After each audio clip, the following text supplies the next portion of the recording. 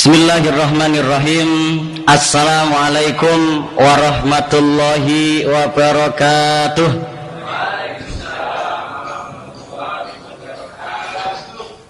Alhamdulillah. Alhamdulillahilladzi ahallal matna wa harramaz zina, ahallan nikah wa harramas sifah.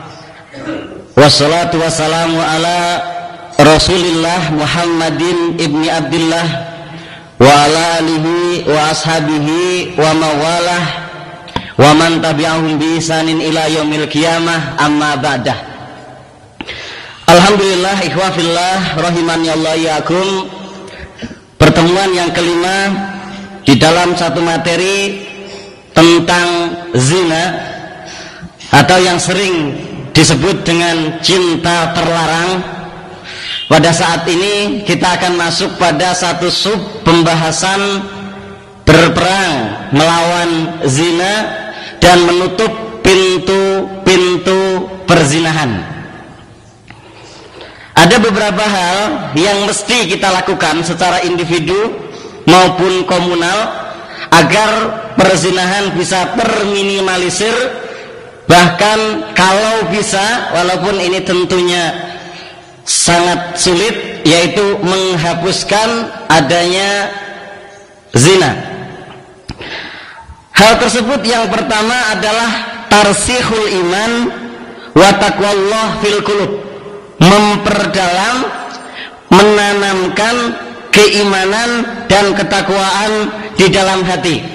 Ihwafillah rahimani Allah yakum. Sering kita mendengar satu ungkapan, kalaulah seandainya kita melaksanakan satu kemaksiatan dan dalam diri kita terbesit, Allah tidak mengetahui hal tersebut, maka betapa kufurnya kita. Dan ketika kita mengetahui bahwa Allah subhanahu wa ta'ala melihat kita, akan tetapi ketika itu kita nekat melaksanakan kemaksiatan kepadanya, betapa buruk dan tidak adanya rasa malu kita terhadap Allah subhanahu wa ta'ala. Keimanan yang dalam, keimanan yang benar, insya Allah akan menuntun kita untuk meminimalisir, bahkan menstop peredaran perzinahan, insya Allah. Kenapa? Yang pertama, iman yang timbul buah dari ilmu, yang mana ilmu terhadap Allah subhanahu wa ta'ala, mulai ilmu tentang rububiyah Allah subhanahu wa ta'ala.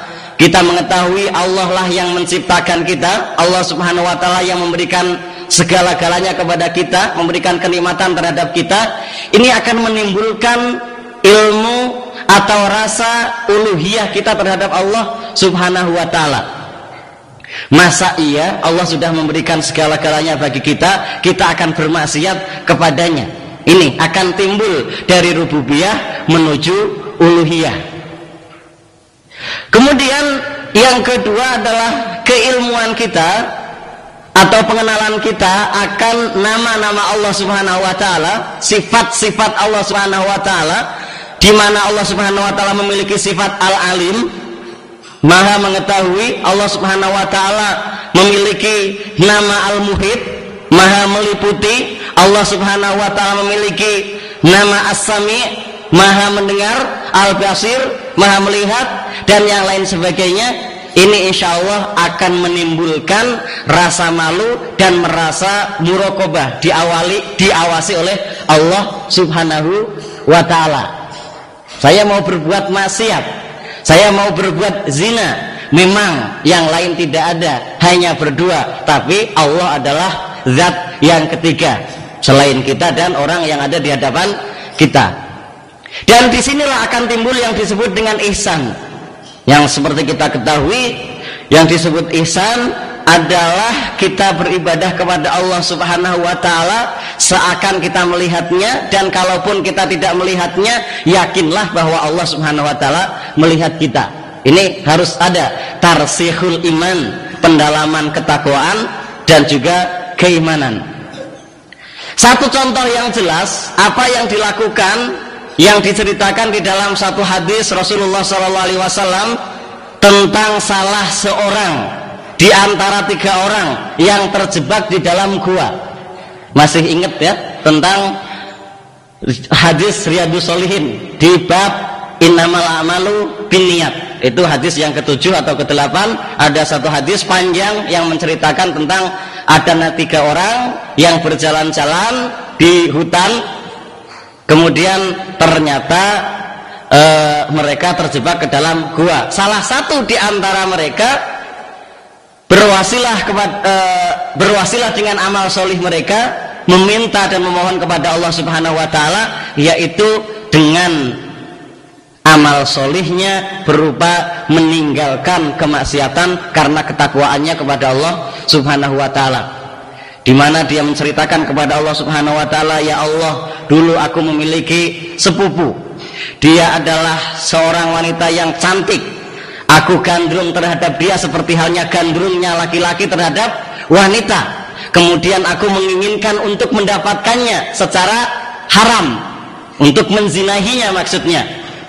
Pas pada suatu saat ada satu kesempatan, terjadi kemarau panjang, terjadilah paceklik, yang akhirnya sang wanita sepupu tadi yang dia cintai datang untuk menyerahkan dirinya dengan syarat harus memberikan beberapa ratus atau beberapa ribu dinar, dan diberikan itu.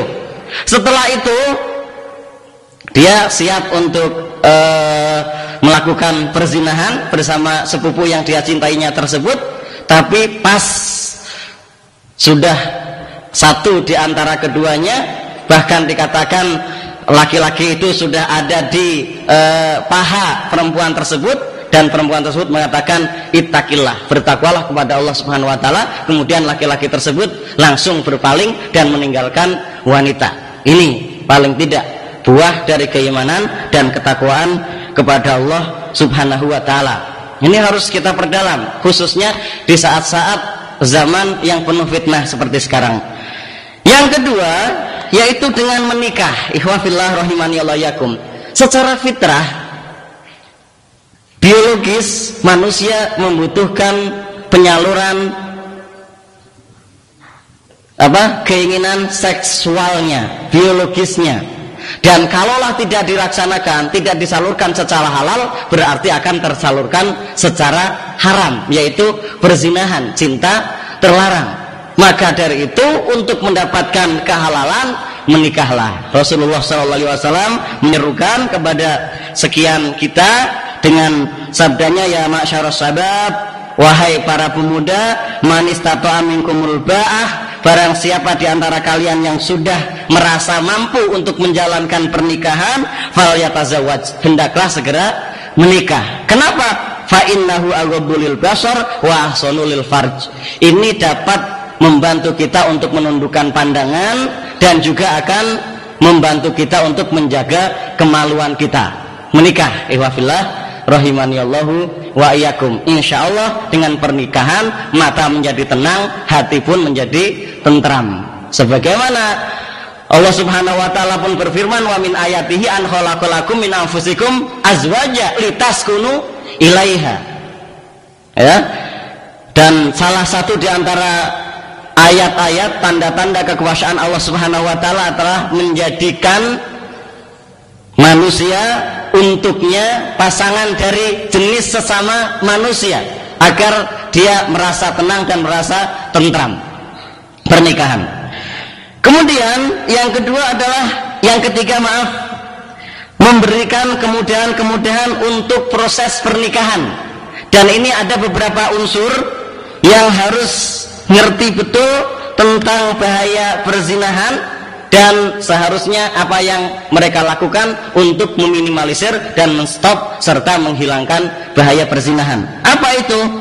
Yang pertama, unsur pertama adalah sebagai orang tua. Kalau di antara kita ada yang sudah memiliki anak perempuan yang sudah saatnya untuk menikah, idza atakum man tardawna khuluquhu, kalau sudah ada yang datang dari laki-laki, seorang ikhwan datang ke rumah antum menanyakan anak antum, dan antum melihat akhlaknya baik, wadinahu, dan agamanya juga baik, fatazawwijuhu, nikahkanlah anakmu dengan dia.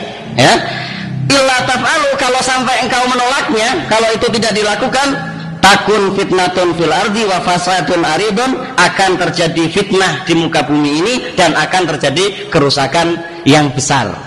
Nih, salah satunya adalah orang tua harus ngerti kalau anaknya sudah gede, ada yang ngincer, datang, dia solih, nikahkan. Kemudian yang kedua adalah sebagai laki-laki atau calon suami, yaitu kalaulah sudah ada wanita yang solihah, calon yang solihah, segeralah menikah. Nggak usah banyak pilih-pilih, abun nazar, ya kan? Melihat yang pertama kurang puas, pengen yang kedua barangkali ada yang lebih cakep lagi, nyari yang ketiga, akhirnya nggak menikah. Ini enggak. Kalau memang sudah baik, solihah, agamanya bagus, segera nikahi. Rasulullah SAW bersabda, tunkahul mar'ah li arba'in. Kita menikahi perempuan itu paling tidak karena 4 hal. 5 liha, hartanya, wali hasabiha, karena turunannya, nasabnya, wajamaliha, kecantikannya, walibiniha, dan juga agamanya. Kalau 4-4-nya ada, alhamdulillah. Kalau tidak, ya fadfar bizatiddin, ambil yang paling bagus agamanya, ya. Taribat yadak, insya Allah kita akan beruntung. Cari yang baik agamanya, dia bisa melayani secara sempurna dengan excellent service, dia pun bisa menjaga diri dan juga bisa merawat rumah tangga serta anak-anak kita, insya Allah. Kemudian yang ketiga adalah sebagai wanita peringan dan permudah mahar. Kalau kita punya anak, ini juga termasuk dalam satu nasihat. Anak perempuan, kalau ada yang memang sudah ada yang disenengin, ya nggak usah pakai susah-susah maharnya, permudah. Dan Rasulullah pun menyampaikan kepada kita bahwa sebaik-baik wanita adalah yang ringan, yang mudah maharnya. Kemudian yang keempat adalah pemerintah. Ini pun harus punya andil dalam memerangi perzinahan. Caranya dengan apa? Mempermudah pelayanan pencatatan sipil, khususnya untuk pernikahan yang pertama kali. Ya, ini khususnya pernikahan pertama kali dipermudah, nggak usah mahal-mahal. Karena ketika dipersulit, ini akan mempersulit orang untuk menikah, dan akhirnya ketika menikah tidak terlaksana, dia akan berbuat satu hal yang di luar koridor syar'i. Kemudian yang kelima adalah lembaga sosial. Sebisa mungkin lembaga sosial memberikan pelayanan dan memberikan satu porsi untuk pelayanan kemudahan pernikahan bagi para pemuda yang sudah ingin menikah dan dia kesulitan dalam pembiayaan. Ini mungkin kalau memang hadir ada IPMI, ada LASMM atau lembaga amil zakat yang lain, perlu diperhatikan. Ini banyak sekali pemuda, ya, dan mereka sudah ingin menikah tapi belum ada biaya. Silakan dipermudah. Kemudian yang keenam, perorangan. Sebagai seorang muslim, seorang mukmin, kita saling bersaudara. Kalau ada satu di antara saudara kita hendak menikah dan pernah kita dengar dia pernah mengeluhkan masalah pembiayaan, segera galang dana, kemudian kita nikahkan bersama-sama. Ya, ada yang mengurus, sudah saya yang akan menyelesaikan catatan sipilnya, sudah biar saya yang menjadi khotib nikahnya, biar saya yang menanggung walimahnya, saya yang akan nganter ke orang tuanya dan yang lain sebagainya. Ini, ya, sebagaimana Rasulullah SAW memberikan satu semangat buat kita, motivasi buat kita agar saling bantu membantu, di mana Rasulullah bersabda, man kana fi hajati akhihi kana Allahu fi hajatihi. Barang siapa di antara kita yang mau, ya, dan melaksanakan untuk memperingan hajat kebutuhan saudaranya, maka Allah Subhanahu wa taala pun akan memperingan, akan memudahkan, akan membantu hajat dia untuk terlaksana, insyaallah. Ini. Kemudian yang keempat, ihwafillah rahimani Allah yakum. Setelah tadi yang ketiga itu adalah mempermudah pernikahan dengan beberapa unsurnya. Ini yang keempat, bagaimana untuk meminimalisir terjadinya perzinahan, yaitu saum. Kalau tadi ternyata pilih-pilih belum dapat juga, ya, mencari biaya belum ada, ke lembaga sosial pun nggak ada, ya sudah puasa. Di mana Rasulullah SAW bersabda, ya masyarus sabat, wahai para pemuda, man istata'a minkumul ba'a falyatazawwaj. Kalau memang diantara kalian sudah merasa mampu untuk menikah, menikahlah. Fa innahu aghaddu lil basar wa ahsanu lil farj. Dia akan membantu kita untuk menundukkan pandangan dan akan membantu kita untuk menjaga kemaluan. Tapi kalau nggak mampu, wa malam yastati fa alaihi bissaum. Kalau nggak mampu, saum. Ini ya, ini untuk yang tadi. Jangan, kalau memang ternyata kita tidak bisa berharap teman, tidak berharap lembaga sosial atau yang lain sebagainya, kita bersabar, kemudian kita perbanyak saum. Insya Allah fa innahu lahu wijaun. Dengan saum tersebut ini akan menjadi penjaga, pelindung, dan akan mencegah kita dari perbuatan zina, karena dia akan memecahkan atau mencegah syahwah. Ya, ini. Kemudian yang kelima adalah meminimalisir. Stop peredaran miras dan narkoba, perang terhadap narkoba, war on narkoba. Ini kenapa? Karena khamr ini adalah merupakan induk dari keburukan. Utsman ibnu Affan radhiyallahu anhu, beliau berkata, ijtanibul khamra fa innaha ummul khaba'ith. Jauhilah oleh kalian al khamra, seluruh jenis khamr, baik itu minuman keras ataupun kemarin kita bahas ada narkotika dan yang sejenisnya. Jauhi itu. Kenapa? Fa innaha ummul khaba'ith, karena al-khamr itu adalah induk dari keburukan. Kemudian Rasulullah SAW bahkan bersabda, la tashrab al-khamra fa innaha miftahu kulli syarr. Janganlah kalian mencoba-coba minum al-khamr, karena sesungguhnya al-khamr itu merupakan kunci dari setiap keburukan. Makanya tidak jarang kita bisa melihat bahwa terkadang perzinahan itu dilakukan karena sebelumnya sudah mengkonsumsi barang-barang terlarang, baik itu berupa minuman, serbuk, pil, dan yang lain sebagainya. Atau yang kedua, banyak diantara kita mendapati bahwa terkadang para pelaku keburukan, maaf ya, yang melakukan pemerkosaan itu salah satu modusnya adalah sebelum dia melakukan perzinahan tersebut, pemerkosaan tersebut, dia sudah menjebak korbannya dengan memberikan minum, dengan memberikan pil ya, atau yang lain sebagainya, sejenis ekstasi, koplo, dan yang lain sebagainya. Baru setelah itu dia tidak sadarkan diri atau flight dan yang lain sebagainya, dia berdaya. Ini al-khamr. Harus kita stop, kita perangi peredarannya. Yang keenam yaitu menjauhi, meminimalisir peredaran, pemutaran, pemanggungan musik. Perang terhadap musik. Sebagaimana Allah Subhanahu wa taala berfirman menggambarkan kepada kita tentang seperti apa bahaya musik terhadap agama dan manusia. Allah berfirman, wa minan nasi may yashtari lahwal hadits liyudilla an sabilillah. Dan sebagian orang ada di antara mereka yang sengaja menjajakan lahwal hadits liyudilla an sabilillah, untuk menyesatkan manusia. Apa lahwal hadits? Ibnu Mas'ud radhiyallahu anhu, beliau mengatakan, ya, lahwal hadits huwa al-ghina. Beliau sampai mengatakan, wallahi la ilaha illahu, wallahi la ilaha illahu, wallahi la ilaha illahu, bahwa apa?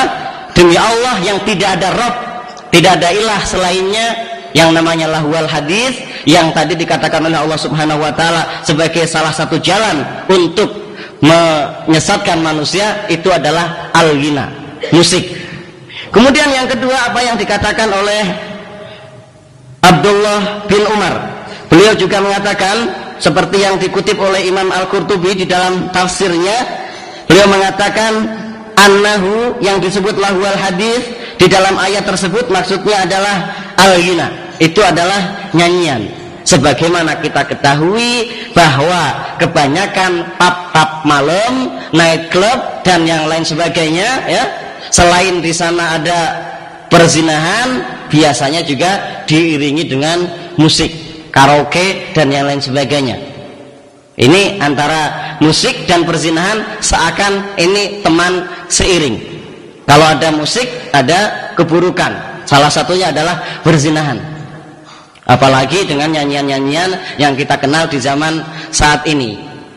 Bukan hanya saat ini, waktu kita kecil saja kita sudah kenal yang namanya satu judul lagu yang berjudul Wakuncar. Ya kan? Malam Ahad itu adalah, malam Minggu adalah waktu kunjung pacar. Ngapain kalau berkunjung dengan pacar? Tentunya berzinahan. Kemudian ada satu lirik lagu dengan lirik malam Minggu, malam yang panjang. Apalagi sekarang lebih parah lagi, ya.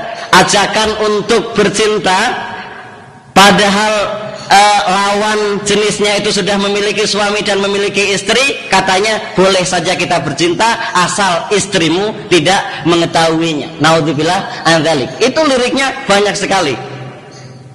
Ya, tanpa kita harus nyari, kita ke Indomaret, Alfamaret, ya, di Swalayan dan lain sebagainya, itu kita dapatkan. Di angkot itu kita dapatkan. Bahkan sekarang motor pun sudah full musik. Kalau dulu baru yang namanya bus atau angkot, sekarang motor sudah full musik. Naudzubillah an dzalik. Stop, kita harus perangi yang namanya musik agar bahaya buruknya bisa terminimalisir.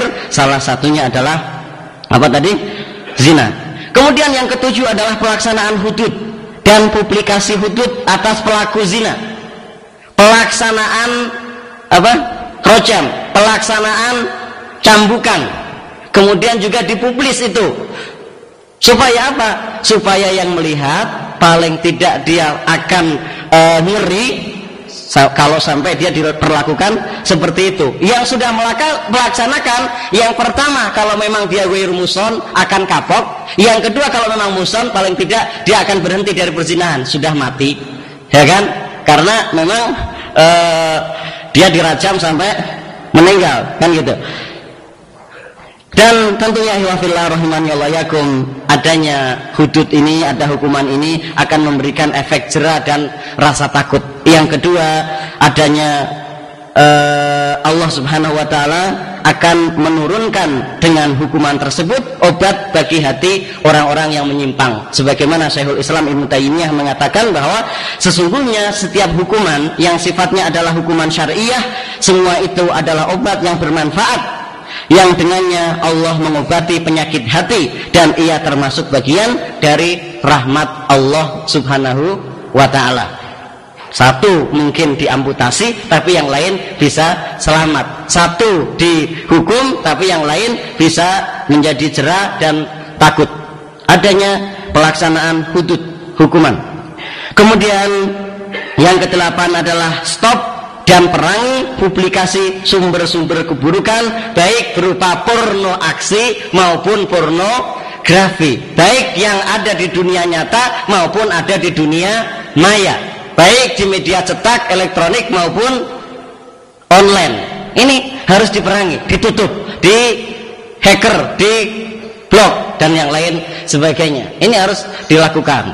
Dan itu kita lihat ya, mobil-mobil itu di belakangnya kan, kutunggu dirimu dan yang lain sebagainya, itu pornografi ya, di mana-mana. Naudzubillah adzalik. Kita harus stop. Dan kalau sekarang kita belum berani secara langsung ngomong, paling tidak pertama ingkar bil qalb, suatu saat nanti kita harus melaksanakan dakwah nyata, menyampaikan kepada mereka bahwa itu adalah satu keburukan dan akan membawa keburukan yang lainnya.